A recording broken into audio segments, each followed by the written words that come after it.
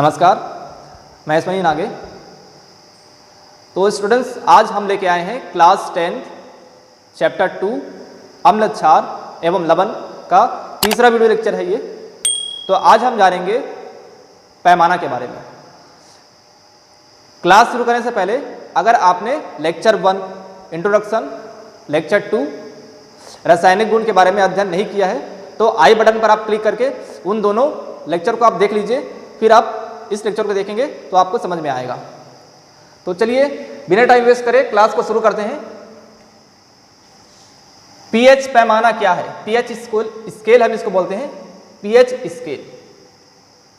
किसी भी पदार्थ की अम्लीयता, क्षारीयता को दर्शाने के लिए सन 1909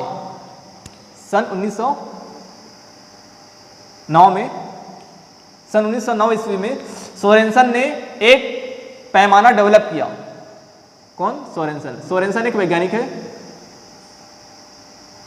सन 1909 में सोरेनसन ने एक पैमाना डेवलप किया जिसे पीएच स्केल कहते हैं।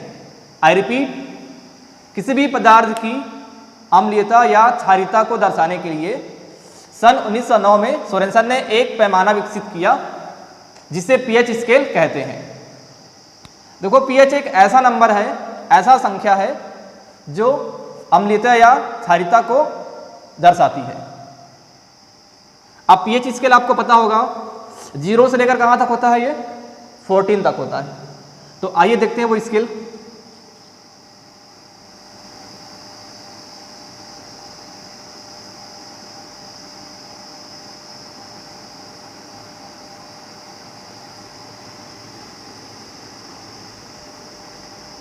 फोर्टीन तक स्केल बना लेते हैं।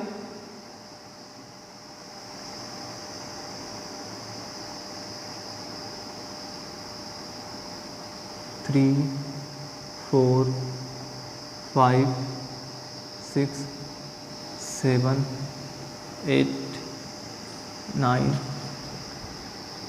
10, 11, 12,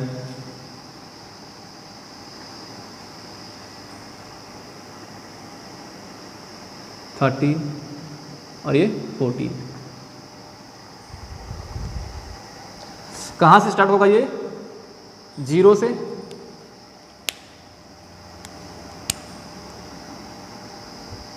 0, 1, 2, 3, 4,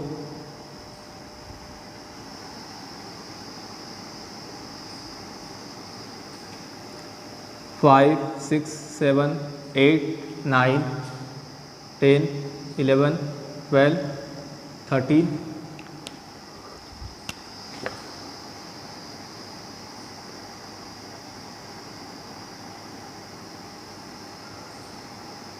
14।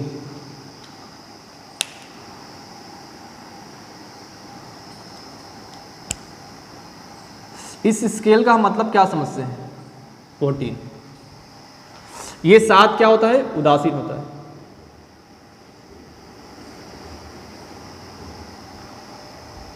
ये इस तरफ हम किसको दर्शाते हैं? क्षार को। इस तरफ हम किसको दर्शाते हैं? अम्ल को। ये सांद्रता है। ऊपर में जो दिख रहा है वो सांद्रता है। इसको कैसे लिखेंगे हम लोग?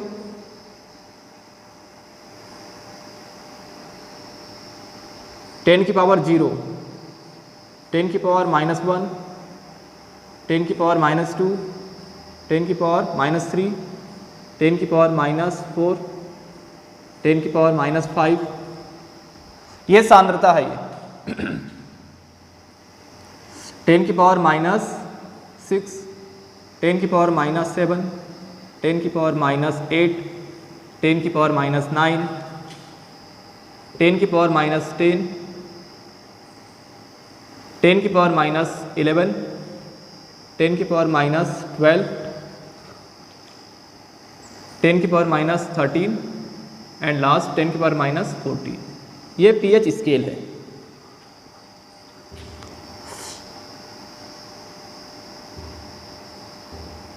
Hydronium ion. हाइड्रोनियम आयन की सांद्रता जितनी ज़्यादा होगी, हाइड्रोनियम आयन की सांद्रता, हाइड्रोनियम आयन की सांद्रता जितनी ज़्यादा होगी, जितनी ज़्यादा होगी उसका pH उतना ही कम होगा, उसका pH उतना ही कम होगा। अगर सांद्रता जितनी ज़्यादा होगी उसकी pH वैल्यू उतनी ही कम होगी।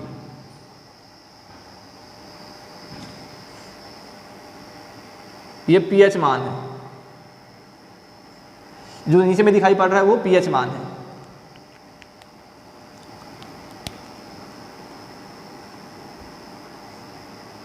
यहां से यहां तक प्रबल अम्ल है। क्या है ये? प्रबल अम्ल। यहां से यहां तक कैसा है ये? दुर्बल अम्ल।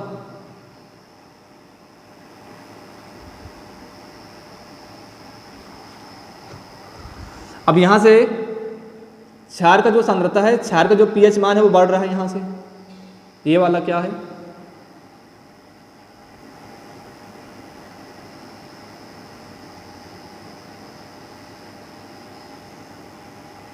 यहां से यहां तक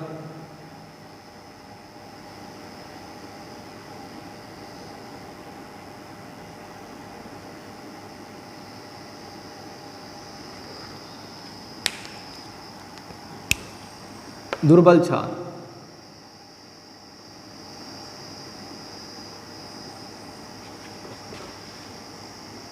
ये कैसा है? तीनों प्रबल क्षार। हाइड्रोजन आयन की सांद्रता जितनी ज़्यादा होगी उसकी pH वैल्यू उतनी ही कम होगी। देखो ये जितनी ज़्यादा है उसकी pH वैल्यू उतनी ही कम है। देखो ये सब पे क्या लगा है? माइनस लगा है ना। माइनस क्या होता है? छोटा होता है जीरो से, इसी वजह से।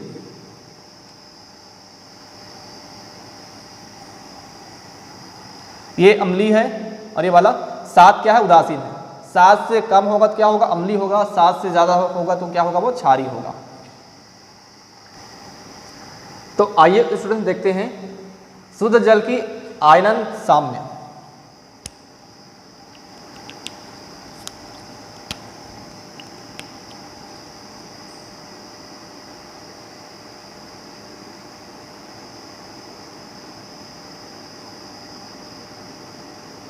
शुद्ध जल की आयनन साम्य, जैसे H2O हमारे पास है, ये किस रूप में टूटेगा? ये किस रूप में टूटेगा? H positive plus OH minus ion. इसको हम बोलेंगे अभिकारक, इसको हम बोलेंगे उत्पाद। अब उसमें हमको एक नियम पढ़ना होगा, द्रव्यानुपातिक क्रिया का नियमानुसार।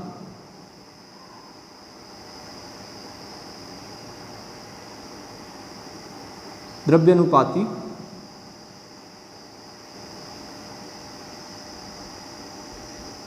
क्रिया के नियमानुसार।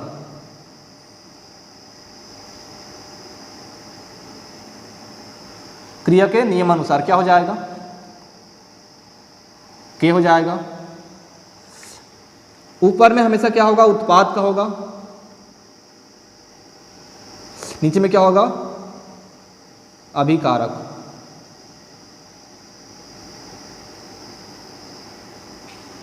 तो इसको हम लिख सकते हैं, क्या क्या होगा ऊपर में? इसको हम सांद्रता के फॉर्म में लिखेंगे, H पॉजिटिव, ये OH माइनस आयन। नीचे में क्या होगा? H2O, एक ही फॉर्म में है, इस प्रकार। अब यहां पर एक ध्यान देना, इसमें जो H2O की जो वियोजन की मात्रा है, H2O के वियोजन की मात्रा बहुत कम है।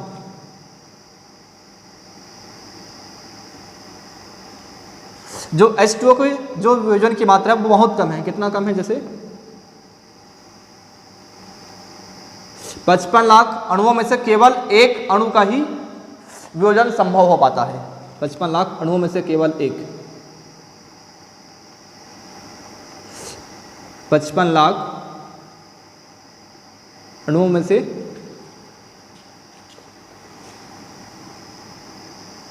केवल एक H2O अणु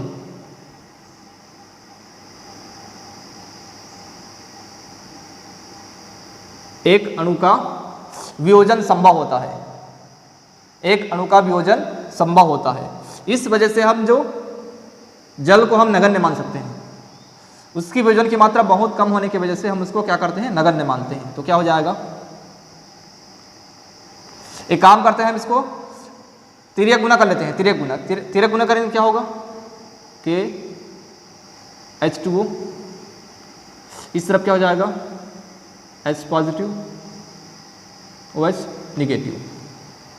अब जो इसका जो मात्रा क्या है, बहुत कम है,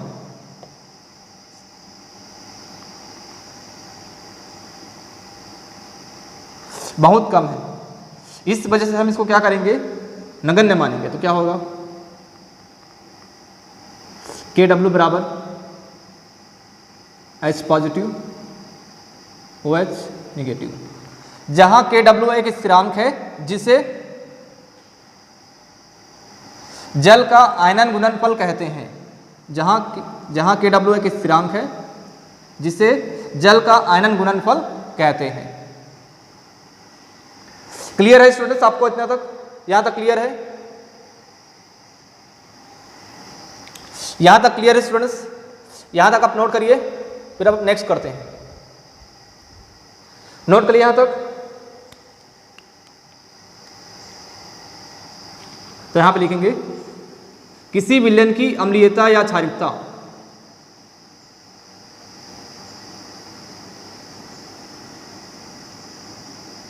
किसी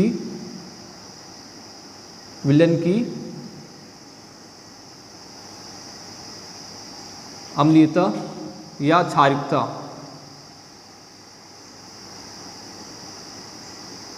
हाइड्रोजन आयन के रूप में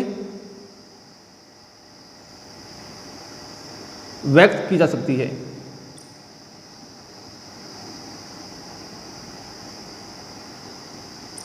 के रूप में व्यक्त की जा सकती है। तो किस प्रकार होगा ये, जैसे ये H पॉजिटिव है, इसको हम 10 का बेस मान के चलेंगे। क्या मान के चलेंगे, 10 का बेस। ये 10, हमने यहाँ पे 10 लिखा हुआ है, देखो ये 10, इसके पावर में क्या होगा, -x। x की जगह पे क्या होगा, pH वैल्यू आएगा। x की जगह पे क्या होगा, pH वैल्यू आएगा। तो हम यहाँ पे ऐसा लिख सकते हैं, H पॉजिटिव बराबर 10 की पावर -pH। हम क्या करेंगे, दोनों पक्षों में लॉग लेने पर,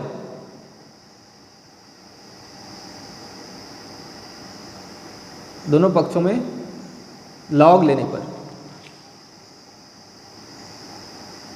और लॉग का जो बेस होगा वो क्या होगा, 10 होना चाहिए। दोनों पक्षों में लॉग लेने पर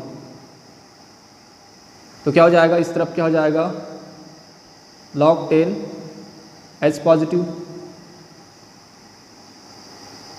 इस तरफ क्या हो जाएगा, log 10 की पावर -pH। अब यहाँ पास आपको एक फॉर्मूला पता होगा, क्लास 9th में आपने पढ़ा होगा, log वाला, log m की पावर n, इसका फॉर्मूला क्या होता है, n log m। ये log 10, अगर यहाँ पे आप 10 लिए तो 10 हो सकता है, ये वाला 10। तो क्या हो जाएगा इस जगह पे, log 10 S पॉजिटिव बराबर क्या हो जाएगा, ये -pH सामने आ जाएगा, क्या हो जाएगा, -pH, और ये log 10 और ये 10। अब आपको एक फॉर्मूला पता होगा, log 10 और ये 10 इक्वल टू कितना होता है, 1। इतनी की वैल्यू क्या हो जाएगी, 1। तो क्या हो जाएगा, तो pH बराबर क्या हो जाएगा,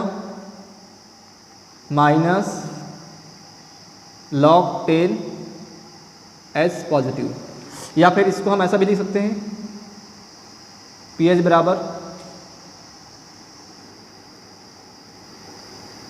log 10 1/H पॉजिटिव। इस प्रकार भी हम इसको लिखा जा सकता है या फिर लिख सकते हैं इस प्रकार। तो यहां तक आप नोट करो स्टूडेंट्स, उसके बाद इसको मैं रब कर देता हूं। नोट करिए यहां तक, अब इसको मैं रब कर देता हूं।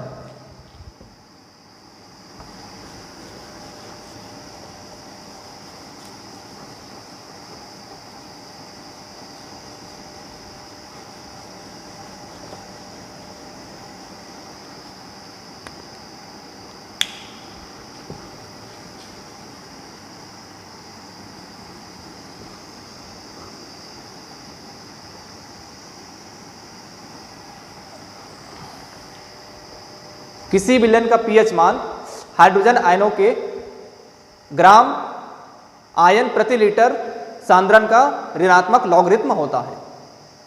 इसको हम परिभाषा के रूप में आप लिख सकते हैं, परिभाषा के रूप में लिख सकते हैं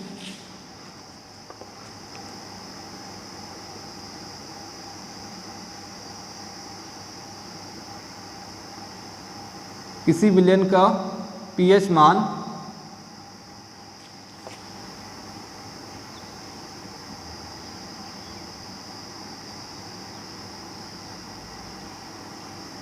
हाइड्रोजन आयनों के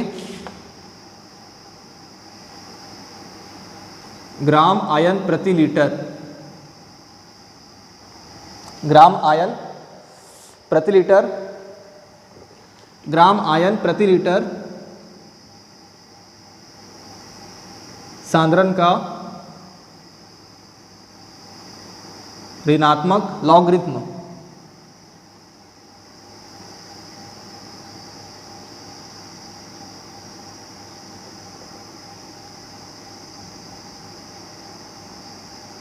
ऋणात्मक लॉगरिथम होता है।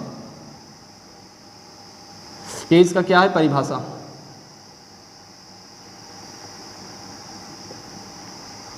किसी विलयन का पीएच मान हाइड्रोजन आयनों के ग्राम आयन प्रति लीटर सांद्रण का ऋणात्मक लॉगरिथम होता है। तो ये रहा पीएच के बारे में। अब पीएच का यूज हम किस किस जगह पे करते हैं तो आइए देखते हैं। ये स्टूडेंट्स अब देखते हैं इस दैनिक जीवन में पीएच का क्या क्या इंपॉर्टेंट है, क्या क्या महत्व है। सबसे पहला हमारे पास है कृषि के क्षेत्र में बहुत ज़्यादा इंपॉर्टेंट है पीएच। दूसरा हमारे शरीर में जो पाचन की जो प्रक्रिया है उसके बारे में है। तीसरा पशुओं एवं पौधों द्वारा उत्पन्न रसायनों से आत्मरक्षा। चौथा है पीएच परिवर्तन के कारण दंत क्षय। लास्ट जैविक प्रक्रियाओं में हम इसका पीएच यूज करते हैं। तो आइए देखते हैं पहला क्या है, पहला के बारे में। धान उत्पादन के लिए अनुकूल मिट्टी वह होती है जिसका पीएच मान 5 से 8 के बीच होता है। अगर 5 और 8 इस स्तर से कम या फिर ज़्यादा होगा तो किसानों के द्वारा क्या करते हैं, उत्पादन प्रभावित ना हो, इस कारण हम क्या करते हैं, इसमें हम किसानों के थ्रू क्या करते हैं, किसान भाई क्या करते हैं, खाद डालते हैं, चूना डालते हैं या फिर राख डालते हैं ताकि हमारा जो फसल का उत्पादन है वो सही ढंग से हो सके। इस वजह से ध्यान रखना इस बात को। मिट्टी का जो पीएच मान कितना होना चाहिए, 5 से 8 होना चाहिए, 5 से 8 होना चाहिए।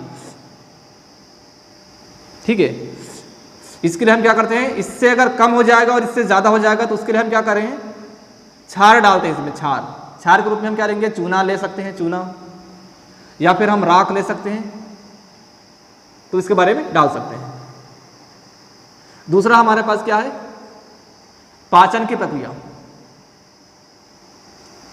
हमारा जो अमाशा है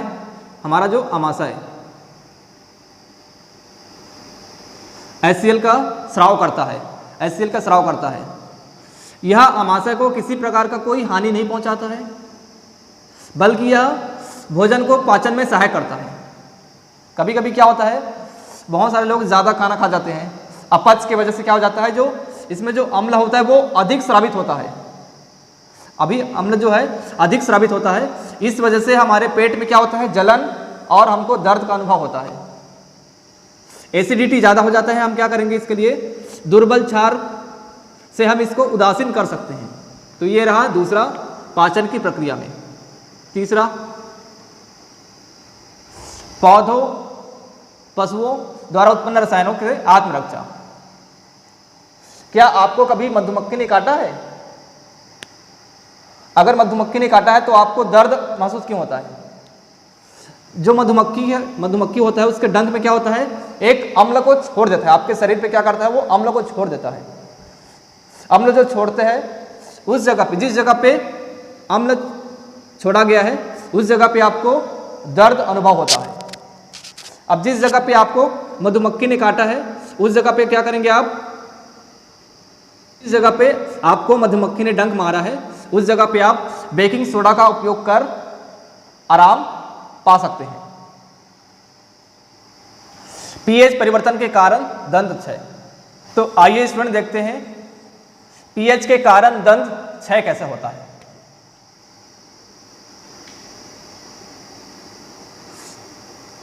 हमारे जो मुंह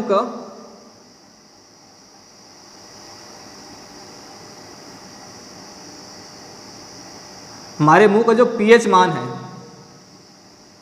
5.5 से कम होने पर दांतों का क्षय प्रारंभ हो जाता है। दांतों का जो इनेमल होता है वो कैल्शियम फॉस्फेट का बना होता है, जो कि हमारे शरीर का सबसे कठोर पदार्थ है,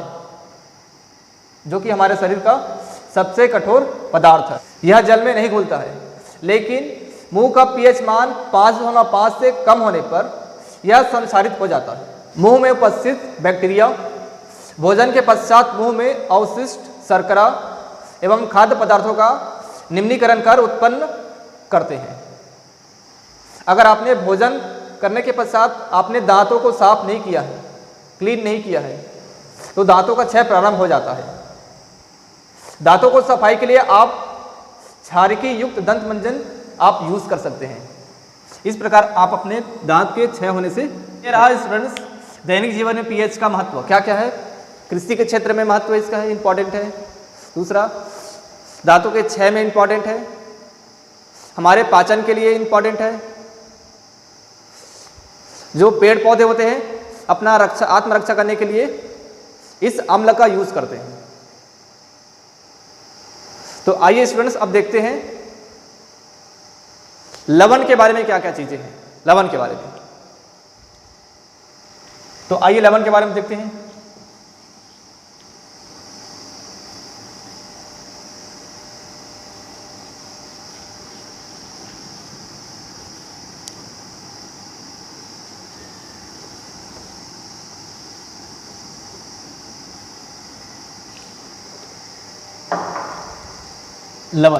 लवण के बारे में देखते हैं।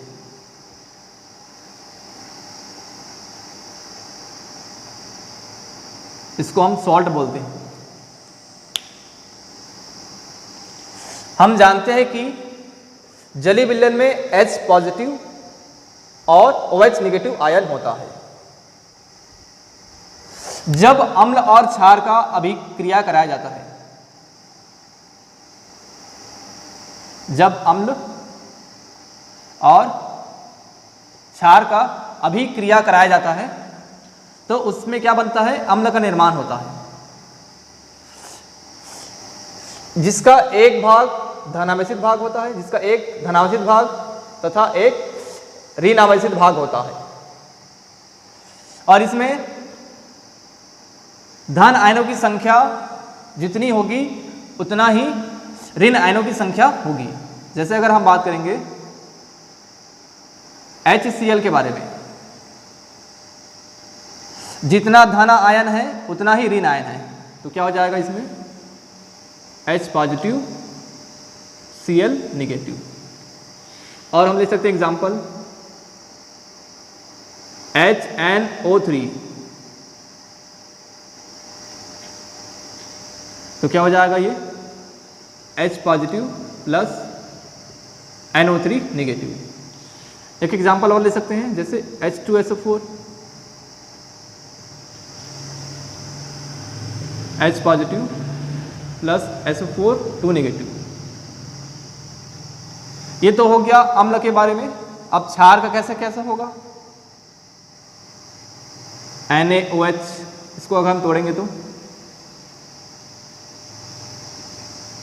Na positive plus OH negative, CaOH twice, इसको अगर हम तोड़ेंगे तो क्या हो जाएगा? पानी में घोलेंगे तो Ca2 positive plus OH 2 negative.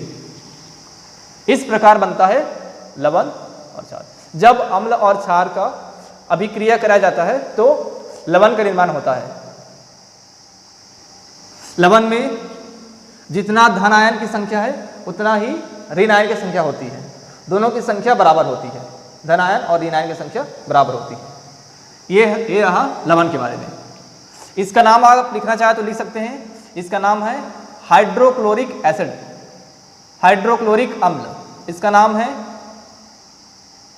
HNO3 nitric अम्ल, नाइट्रिक एसिड। इसका नाम है सल्फ्यूरिक अम्ल, सल्फ्यूरिक एसिड। इसका नाम है सोडियम हाइड्रोक्साइड, इसका नाम है कैल्शियम हाइड्रोक्साइड। तो उम्मीद करता हूं स्टूडेंट्स आपको ये लेक्चर पसंद आ रहा होगा। अब देखते हैं अम्ल वर्षा के बारे में।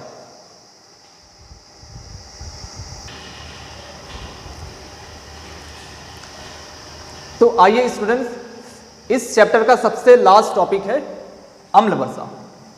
इसको हम एसिड रेन भी बोलते हैं। एसिड रेन क्या बोलते हैं? Acid rain. क्या होता है भाई ये? सामान्यतः जो वर्षा का जो जल का पीएच मान होता है, सामान्यतः वर्षा के जल का पीएच मान 7 होता है। वायुमंडल में उपस्थित गैसों के विलय होने पर उसका पीएच मान में कमी हो जाती है। जब वर्षा का पीएच मान, जब वर्षा के जल का पीएच मान, वर्षा के जल का पीएच मान 5.6 से कम हो जाता है, 5.6 से कम हो जाता है, तो उसे हम क्या कहते हैं? अम्लीय वर्षा या अम्ल वर्षा कहते हैं। जब वर्षा के जल का पीएच मान 5.6 से कम हो जाता है तो उसे अम्ल वर्षा कहते हैं। अब ये अम्ल वर्षा क्यों होता है? क्या रीजन है इसका? इसके पीछे क्या रीजन है? जब ईंधन को हम क्या करते हैं? दहन करते हैं, उससे जो कार्बन डाइऑक्साइड निकलता है उससे सल्फर डाइऑक्साइड और नाइट्रोजन के ऑक्साइड के कारण अम्ल वर्षा होता है।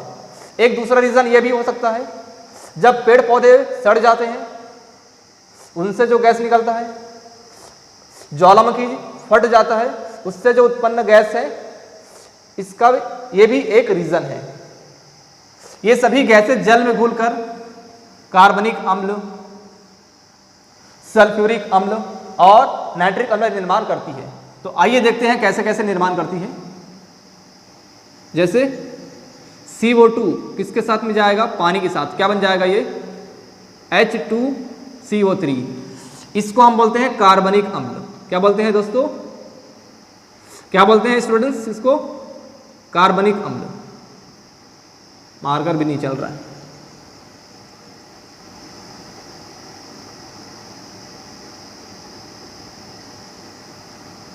कार्बनिक अम्ल।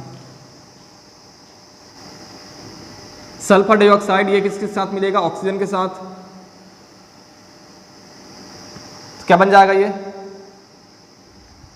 ऑक्सीजन के साथ मिलेगा, क्या बन जाएगा ये? SO3 बनाएगा ये,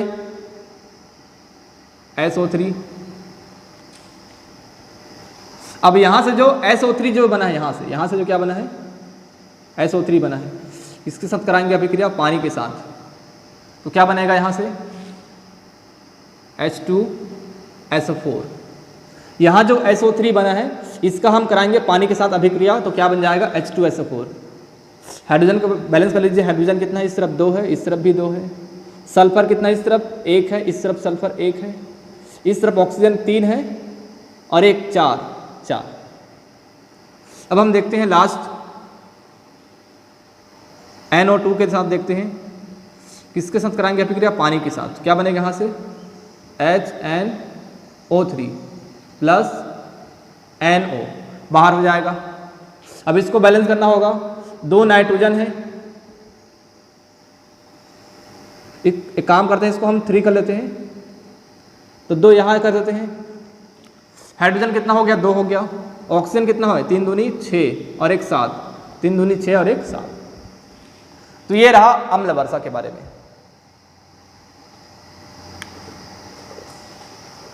तो यहीं पे हम इस चैप्टर को समाप्त करते हैं। अब नेक्स्ट वीडियो में हम देखते हैं अगले चैप्टर को।